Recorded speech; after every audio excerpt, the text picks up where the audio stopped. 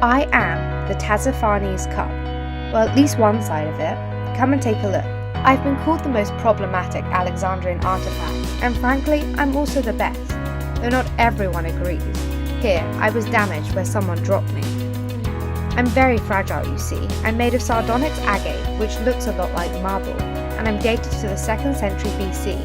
My original purpose remains unknown, although there's been speculation that I was used for libations. There have been rumours that I'm a Ptolemaic royal treasure, who then fell into the hands of the Roman emperors after Cleopatra died.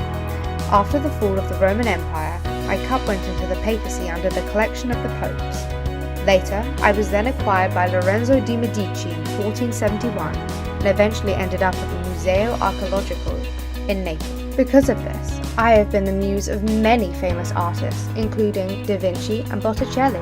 I've heard hundreds of people argue about what my cup actually means. They all seem to be very confused about what the figures on the other side seem to represent. On the inner surface, the following figures are shown. 2 female figures on the right, 2 flying youths, a woman reclining on a sphinx, a bearded, possibly divine male figure, and a youth in the centre of the piece, whilst on the reverse is me, a gorgeous Gorgon. The identity of the figures is questionable, and some people think that the woman is Isis, or possibly a personification of the Nile. However, others are quick to point out that the composition of the figures correspond to specific constellations in the night sky, or could even be representations of people from the Ptolemaic dynasty. The theory is that the entire scene is an allegory for the fertility of the Nile. This is because the prosperity of Ptolemaic Egypt relied heavily on the cosmic process that brought floods and winds to the Nile.